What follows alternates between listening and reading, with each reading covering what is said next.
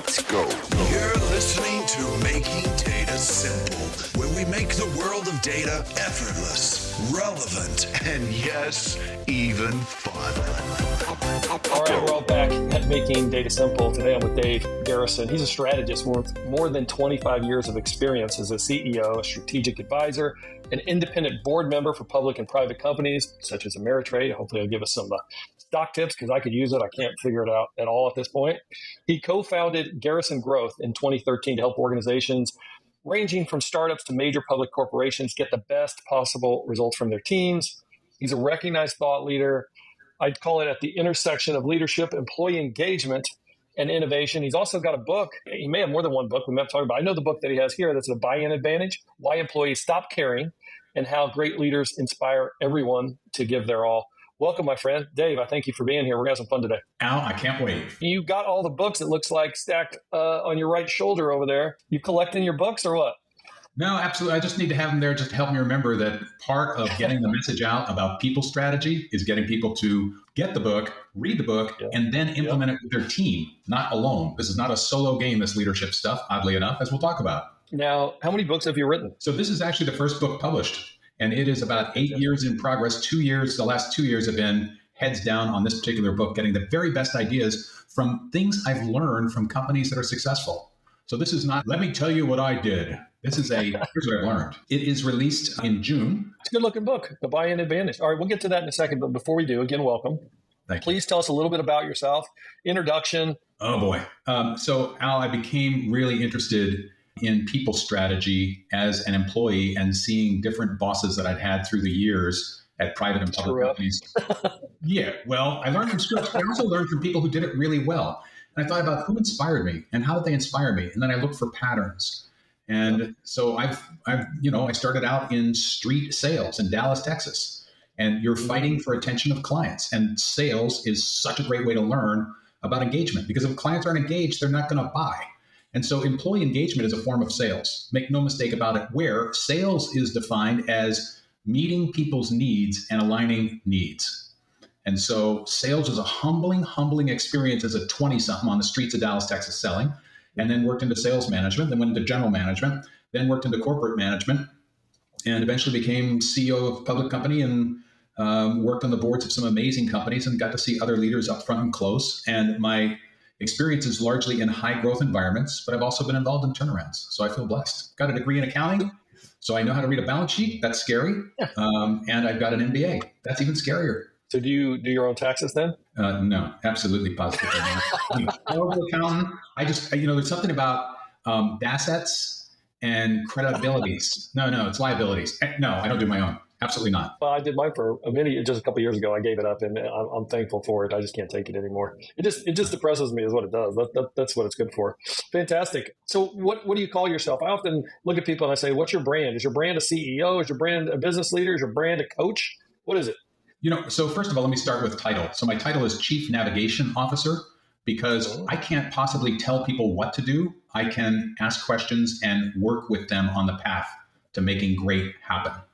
And what I do is I work with successful leaders and successful teams on taking it to the next level and helping people achieve things they didn't think were possible. That's basically what I do. So whatever title you put to that, I don't know. So are you a coach? More of a coach, business coach?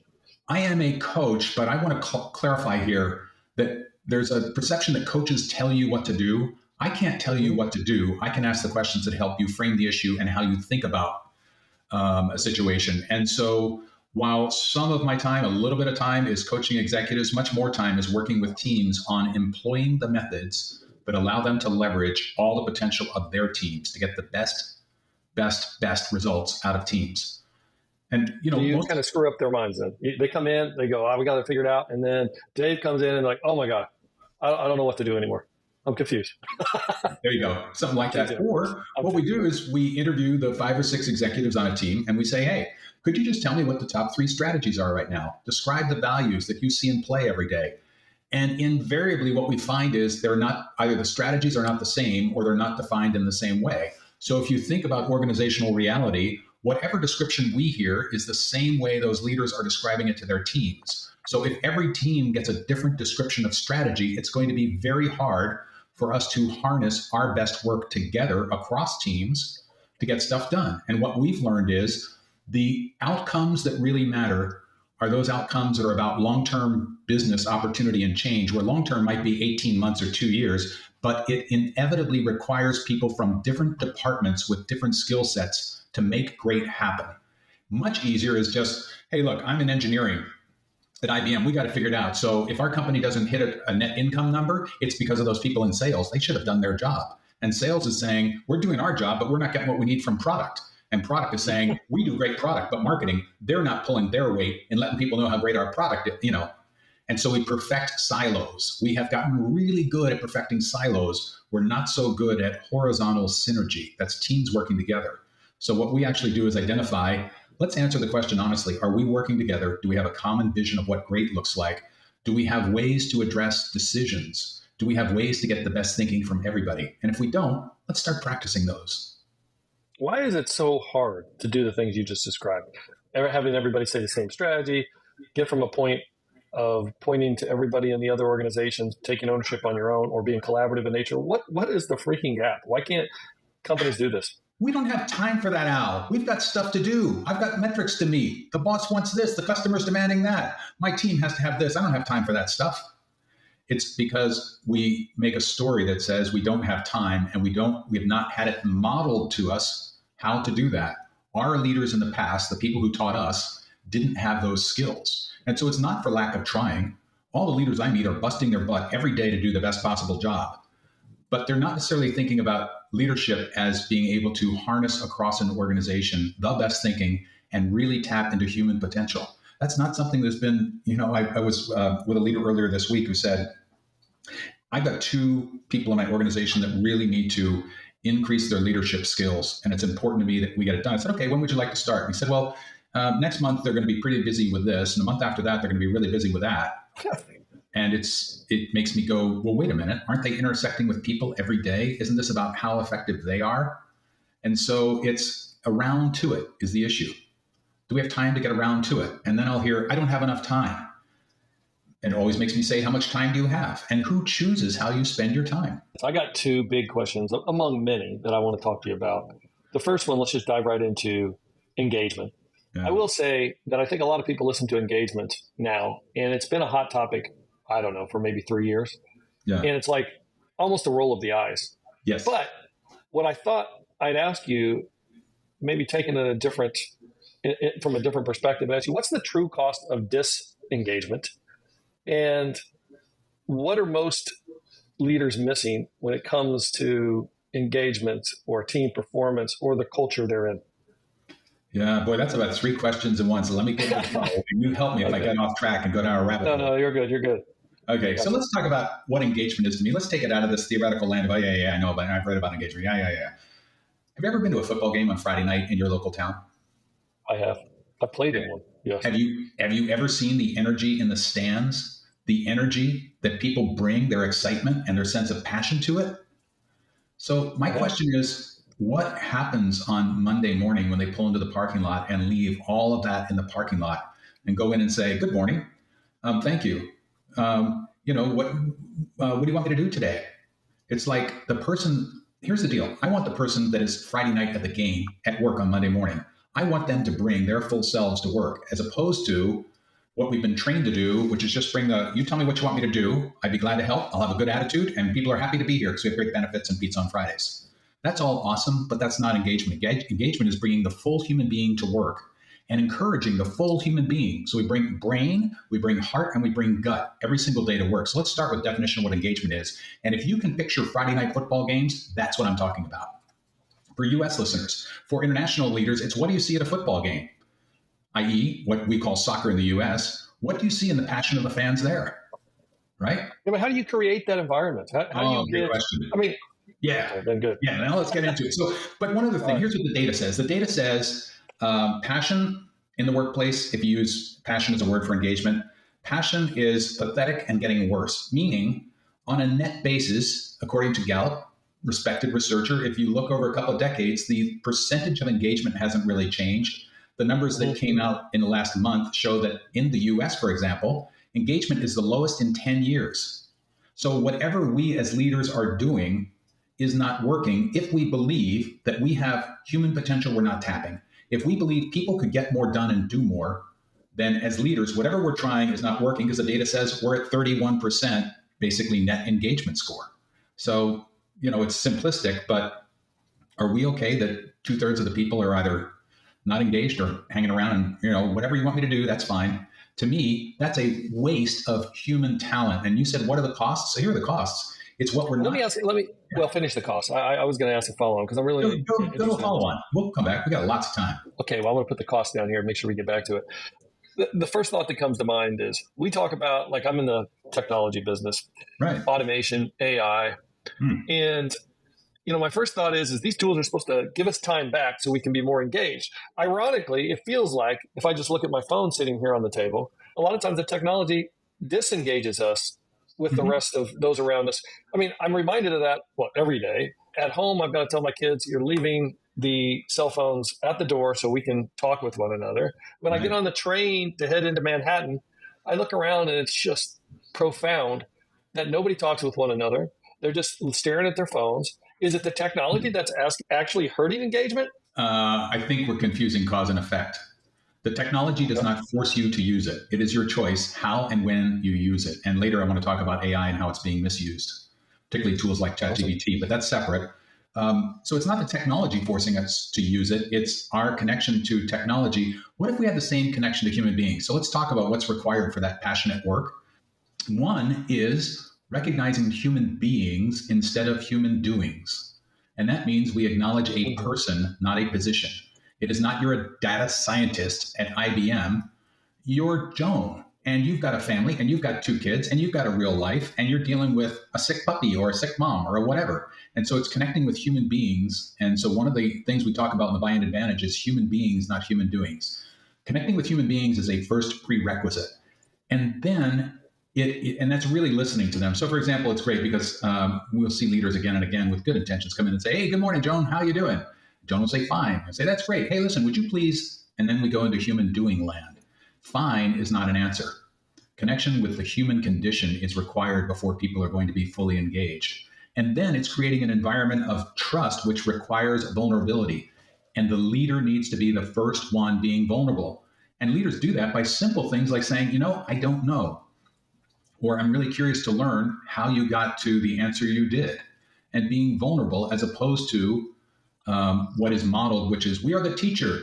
We must have the right answers. I must tell you what to do. If you're telling people what to do, first of all, you're missing the opportunity to grow the muscle that we need to be more flexible in this time of rapid change at the lowest possible levels of the organization. And 2, we're cutting employees off from something that is really important to today's workforce, which is growth and opportunity. And so instead of telling people what to do, we say in the book, leaders ask, managers tell. Leaders ask questions. Leaders are curious. And you cannot be both curious and judgmental at the same time. When you hear yourself saying things like, well, that'll never work, or I've got a better idea, that's judgment. That's not leadership. Leaders ask questions. I'm really curious to know if we did that program, what would that do for us? I'm really curious. What else did you consider? I'm really curious. What informed you to let you know that this was a great answer? And so the environment that creates extraordinary results and brings Friday night lights passion into the workplace is first recognizing human beings, 2, creating a safe space where any idea can be expressed, and then 3, being curious and validating people's ideas instead of being the teacher judgment. Nope, wrong answer. Try again. I'll tell you what the answer is. And it's done with best of intentions. And it is dysfunctional because it cuts off the growth of human beings, which allows them to produce even more. Now, wait a second, Bill. In fairness, Friday Night Lights involves a game that everybody's passionate about. And you're right, usually they have a human connection because if it's Friday Night Lights, at least in the U.S., typically somebody that's playing that game, might even be related to that person. Hence the Friday Night Lights. How do you create that? Is it just human doings, as you mentioned? Is it as easy as that? Or how do you create the environment that fosters these behaviors in that culture? Recognize and embrace human beings is the first step. So my neighbor's kid is playing on the high school football team. Do I know that kid? Not really well. I know who he is. I remember when he broke his leg. I remember when he was 12 years old. So we have history, but more importantly, we have connections as human beings. And so connection with human beings is often bypassed at work because that's the account receivable clerk. And you know what we need to know is, where are we in over 90? We've got to tighten up on that. We're going to miss the metric. So I just want to know what your plan is. That's human doings. And paying attention to detail and getting results is important, but it cannot be at the expense of recognizing human beings as whole humans and starting there to build an environment of safety and trust so they can participate fully in what's going on.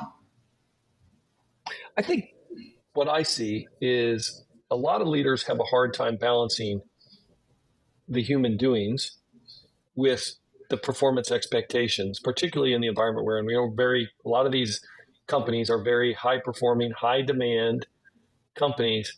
I think there is perhaps a fear, if I do too many human doings, I'm going to get less performance or not be able to get the message across that they've got to improve their performance under X, Y, and Z because I'm too busy around the niceties. How do you balance that as a leader? Yeah, we don't have time for the niceties. Let me be clear. We just need to get to results. Oddly enough, human beings get a lot more done than human doings, meaning somebody who brings their experience, their creativity, their imagination to getting things done gives us many more choices as an organization than telling somebody, you just better do this and here's how to do it. So here's the difference. In one of the best-selling business books of all time, 5 Dysfunctions of a Team, Pat Lencioni lays out a model that simply says trust is a prerequisite to conflict, where conflict is getting all ideas on the table. Let me give you a scenario. Let's say you have somebody very valuable. I mean, everybody's valuable or they wouldn't be in their position. Yeah. However, they need some deep performance coaching. They got a 10X. What's that like under Dave Garrison, the buy-in advantage? What does that look like? Al, great question. And what we're really talking about is balancing human being versus human doing, because human doing is the performance side. And what I'm talking about is it begins with human being, right? And so it's not uncommon to have an employee who is not performing as we expect. Not unusual at all. And that happens despite the best efforts of everybody involved. And what I would suggest is begin, leaders, by looking in the mirror. Instead of going to judgment land, go to curiosity land. So what that might look like is, I would ask the leader, and I do ask leaders this, hey, if I were to call up Bill right now and say, Bill, could you please describe to me the 3 top priorities you have and what measures you are influencing and what the targets are for those measures? Could Bill use the same words that you, leader, use? 80% of the time, the answer is no, because we have a different concept of what great looks like. So the first thing I'd say is back up and go ask your team member who you feel is underperforming, can you describe to me what great looks like? Can you describe to me what's most important to get done in your job and what the measures are and what the goals are? Because if we're not aligned on that, then it's unfair to hold people accountable for performance that we have not been clear on. So first of all, did we do the alignment way back when? Then if we did that alignment, then the conversation is, hey, Bill, I want to check in with you. Can you be prepared tomorrow to give me a rundown on what your performance looks like versus the objectives and the measures that we had agreed to? And allow Bill to describe to you how performance is going, because only then will you understand how they perceive the world. And until you can line up on perceptions, nothing will change. The alternative is Bill, we have to have a difficult conversation. Your performance is not lining up and you better start doing better and you better try harder and work, and I'm seeing you leaving early and the job's not done. And all that is well-meaning and totally useless. I just save your breath because Bill's just holding his breath, waiting for you to shut up so he can go out and have coffee or say, do you know what a jerk Bill is to his colleagues? But instead, a human being is to say, if we've hired the right people and we have alignment because we've heard back from the other person what they understand great looks like, including the measures and objectives and priorities, then that person is actually in the best position to analyze their own performance. Then if there's a gap in how they see their performance and you see it, then the discussion is, well, would you be open to other perspectives here? And describe what you're seeing and then ask, how can we together change the outcome? What can we do? What could get in the way? How can I help you? That's working with human beings instead of human doings. How do you connect with human beings while you're letting people go? Great question. I think that the human being connection needs to be with the people who are still standing. And I think it calls the leader to say, here's the message leaders need to share if this is in fact true. It's, look, we had to make some tough decisions, and we had to reduce expenses and let people go, not because we wanted to let people go, but because we need to reset, survive, and thrive as a business.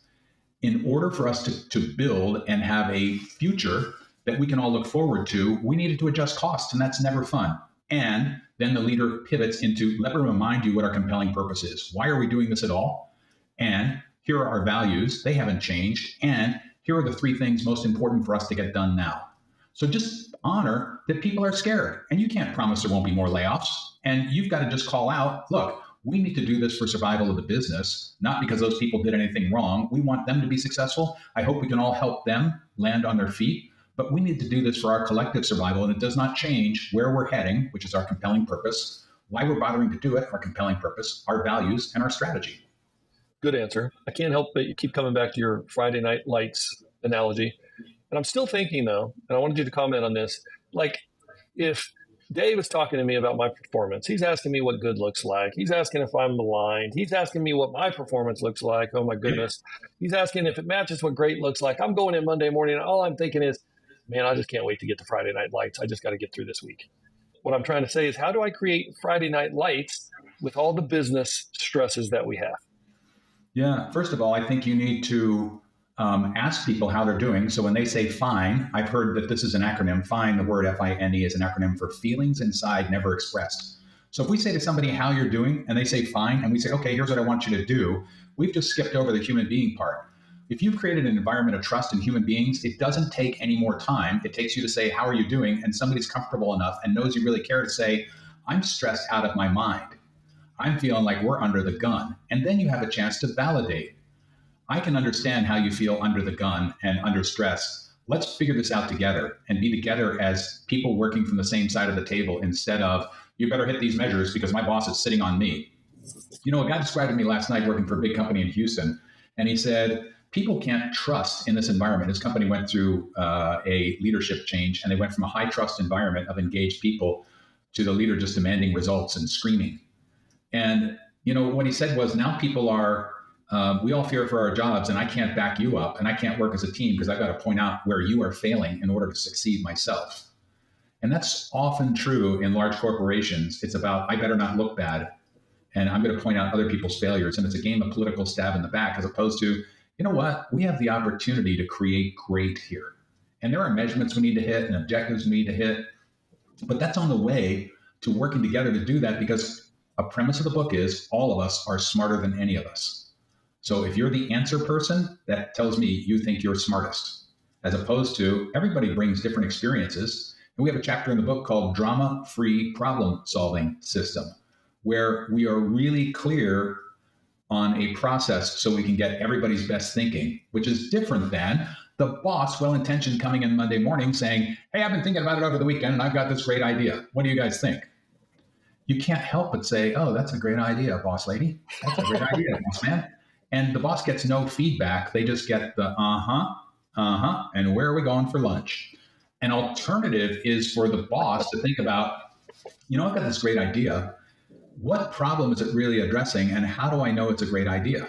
What problem am I addressing? How do I know it's a great idea? So if you do some work as a leader ahead of time and answer those 2 questions, then imagine you come in Monday morning and you share with your team, hey, I've been thinking that we could really benefit by addressing this problem and outlining the desired outcome.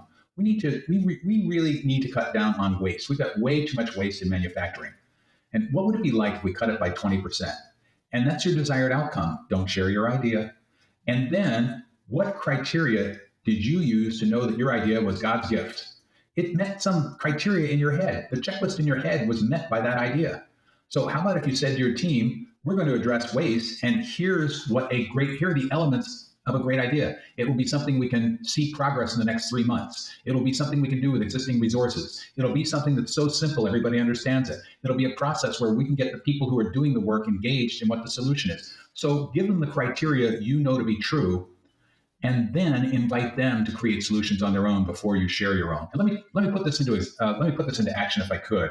A story in the book is about a very talented CEO named Jeff Edison.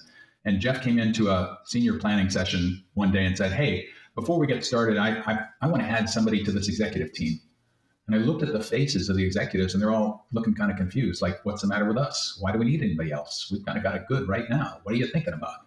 So I said to Jeff, have you given this a lot of thought? He said, yes, I have. I said, do you have somebody in mind already? He said, yes, I do. I said, before you tell us who you have in mind to add to the executive team, I'd like to know what you considered in selecting this person. And he said, well, somebody who has a lot of organizational cred, somebody who works hard, and somebody who thinks differently than the people on this team. And I said, that's a great criteria list. Team, what would you add to this checklist before we selected somebody to join this team? And they had 3 or 4 other criteria that we added to the list. And then I said, team, okay, if we wanted to add somebody to the executive team and we had these 6 or 7 criteria, what names come to mind? Do that on your own first, make some notes, and then we'll share notes. So they took a minute, wrote down some names, and I said, start yelling out names. Came up with like 10 names of other executives who could be on the team that met these criteria.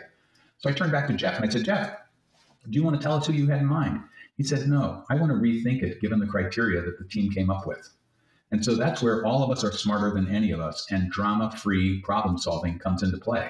It's because we're clear on the outcome and the criteria instead of arguing solutions. I can't tell you, Al, how many hours I've wasted in meetings listening to arguments like watching a ping pong match of no, my idea's better, no, my idea's better, no, my idea's better. It's like, we're not even talking about the same thing. Let's agree on what the problem is and what the criteria is. Look, I'm totally in on the wisdom of crowds. That's a personal statement. But to keep asking some of the questions, and you started off with this, a lot of times you're limited on time. Yeah. I mean, if we had copious time, we should be able to make sure everybody says the same thing, et cetera. But you just said yourself that many of these companies get into, if not everyone, I would probably say everyone, you get even to the board meeting, and if you take these folks aside and you say, what's the mission? They probably give you different answers. Right. What do you do if you got like 20 minutes to come up with an answer? You don't have time to solicit the entire team, even though that's what you want to do. How do you shortchange that yet still get the wisdom of crowds? Or is there just no way? Fabulous question. So a couple of things. One is we talk in the book about the premise of slowing down to speed up. So if you want to have substandard results, then just speed up. Just tell me what to do. We don't have to talk about all this. That's fine. But just recognize you're getting substandard results because the organization is limited by your weaknesses as a leader. Own it. You don't have perfect knowledge. You don't have the answers. You have your answers. And those may or may not be the best answers. But if you don't have time for selecting... Mine are always the best answers, Dave. Except for you, Al. Except for you. I know. I grant you that. I grant you that. Yes, so one other observation is, if we have 20 minutes to come up with an answer that's important, we've already come up with the wrong answer. And here's how I can say that with confidence. If we go into a room of leaders and we say, hey, I'm curious to know by a show of hands, how many of I passed out a sheet of data right now? How many could make sense of the data and tell me what it means? And how many would want to think about it, process it, and tell me tomorrow? Half the leaders will want to think about it and process it tomorrow. So another thing we talk about is a technique for effective meetings to generate buy-in is make sure we distribute the data and the issue ahead of time so people can think about it, especially those who process overnight. So if we really need an answer in 20 minutes and it's important, we're sunk. Unless it's, look, we've got a chemical leak in the building, we've got to get out now. Let's not debate how to get out of the building. Let's get out of the building. But most issues are not that. Well, then what is the minimum viable, I'm a tech guy. What is the minimum viable product then? You could go on forever, right? When do you know, hey, sometimes it's progress, not perfection. Let's make the action. Let's go back to wisdom of crowds for a second. So do you remember I described the ping pong match where my idea is better than your idea? Yeah. When we work with teams, there is no ping pong. There is no my idea is better than your idea. What we do is we go through the process of drama-free problem solving where after we go through clear outcome, after we go through criteria, and we go through brainstorming. When we list all the brainstorm, we then just ask people to vote on, and I'm short-circuiting this some, but it's in the book. We just ask people to vote. Don't even discuss it. Al, I want you to use your experience. You've got 4 votes. You got 20 ideas here. Place your 4 votes any way you want. You can place all 4 on one idea or spread them out. And I just look at the wisdom of the crowd without any need for discussion or debate, which is a waste of time. So if I'm pressed on time, I'm going to ask you without any discussion to select ideas. And then we're going to know what idea collectively we all think is the best without any debate, any politicking, any I know better than you do discussion. What is the cost? You were about to say this earlier. What are the costs of disengagement? Oof. Boy, The cost of disengagement is not just in dollars and cents, although it's been estimated at $2,500 an employee for the average organization. I think that grossly understates it because the cost is a cost of burnout. Here's why. When somebody leaves our organization, we now put a stress on everybody else to cover for that position of the person not there, or the work doesn't get done. And if we're having to do double jobs, we're under additional stress and do not do as well. Then when we hire a new person, we take time away from doing stuff to train the new person, which again cuts into productivity. So it's a massive cost in productivity. When we do surveys of why people leave, they generally leave because of their boss, and it's often about the environment. And we talk about a company that we work with that did a survey of employees who left the company in the prior year, and they did a survey, sent a survey to home and said, you can only pick one reason. And one of the reasons was money. And about half the people said money. About half the people said my boss. Sent the same survey to the bosses saying, what's one thing we could have adjusted or addressed that would keep people from leaving? Virtually all the bosses said money. And money is a myth. Money is a myth.